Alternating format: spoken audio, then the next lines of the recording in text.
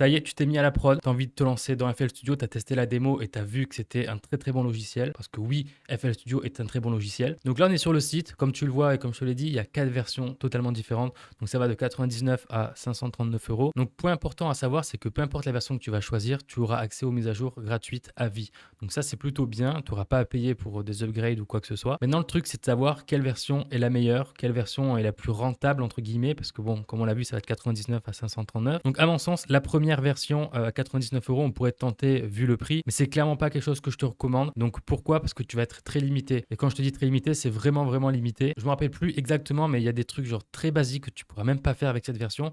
Du coup, je sais même pas pourquoi elle est en vente en fait, parce que tout simplement tu vas pas pouvoir faire grand chose avec. Et de toute façon, comme tu peux le voir sur le site, la plus populaire, ça reste la Producer. Donc c'est la Producer Edition, c'est celle avec laquelle j'ai démarré, celle avec laquelle je continue encore de tourner aujourd'hui. Et c'est celle que je te recommande si jamais tu souhaites obtenir FL Studio. Donc rapidement en fait, l'édition Producer, tu as tout à l'intérieur. Donc c'est pas pour rien qu'il y a écrit que c'est la plus populaire, et tu vois qu'en dessous il y a tout en un. Donc c'est vraiment toutes les fonctionnalités de base et importantes pour créer tes musiques, etc., sont dans cette édition. Donc, c'est pas plus compliqué. Si tu regardes mes vidéos sur YouTube, tu vois un petit peu ce que j'arrive à faire. Tout simplement, voilà, avec la version Producer, tu vas pouvoir faire la même chose. Donc, tu vas pouvoir en fait tout faire. Ce qui diffère de la signature et de la dernière version, en fait, la All Plugin, c'est tout simplement les features que tu vas avoir dans les versions. Donc, dans la signature, comme ils te le disent très bien ici, c'est que tu as tout ce qu'il y a dans la version Producer, sauf que tu as quelques plugins en plus. Donc, certainement quelques presets également, quelques petits VST, que ce soit des effets ou des instruments. Honnêtement, ça vaut pas le coup. Donc, si tu peux te le permettre, si tu es très bien financièrement, etc., prends-toi cette version, même la All Plugin. Mais clairement, c'est pas le bon ratio rapport qualité-prix, je pense. Donc voilà, en gros, ce qui diffère, c'est que tu vas avoir plus de plugins dans les deux autres versions.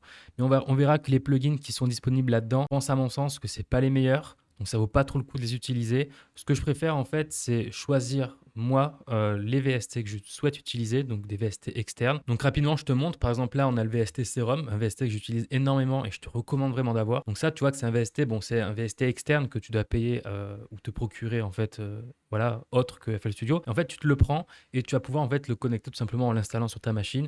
FL Studio va le reconnaître. Donc, tu vas pouvoir jouer avec cet instrument, on va dire, ce synthétiseur dans FL Studio. Si je continue avec le Nexus qui est ici, donc un VST que j'ai présenté sur la chaîne et que j'utilise aussi de temps en temps, euh, voilà, c'est la même chose. Donc, je vais pouvoir l'acheter ici, le mettre dans mon ordinateur pour le pouvoir en fait jouer avec dans FL Studio. Et un dernier exemple, la suite des FabFilter, du coup, les égaliseurs, etc. C'est vraiment une très très bonne suite. Mais ça, encore une fois, voilà, je préfère l'acheter en externe et l'intégrer directement à FL Studio. Voilà pourquoi je préfère la Producer Edition à mon sens et pourquoi je te recommande également de faire pareil. C'est que dans la signature et dans la All Plugin, en fait, tu as déjà des VST en plus qui te sont fournis, mais c'est pas des VST que tu auras choisi et c'est pas des VST surtout qui sont vraiment au top.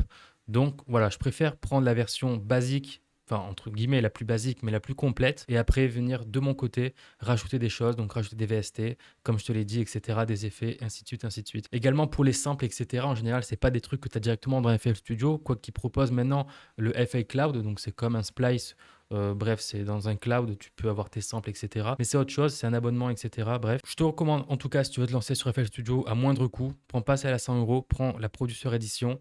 Tu te prends aussi des VST externes, donc il y en a quelques-uns qui sortent un peu du lot. Après, tu as regarder un petit peu sur YouTube, des comparatifs, ce genre de choses. Tu les prends, tu les installes, comme ça, voilà, tu connectes tout dans FL Studio et tout ce qui est simple, preset, etc., etc., tu te les procures, voilà, d'une manière externe. En tout cas, voilà, pars pas dessus. Tu vas juste perdre plus d'argent qu'autre chose, en tout cas à mon sens, encore une fois. J'espère que cette vidéo t'aura permis de comprendre un peu mieux les 4 éditions et ce qui t'est permis en fait de faire dans FL Studio avec. Mets-moi un petit commentaire si ça t'a aidé, dis-moi ce que tu en as pensé, mets-moi un like, abonne-toi à cette chaîne et moi je te dis à la prochaine pour une nouvelle vidéo. C'était Lucas.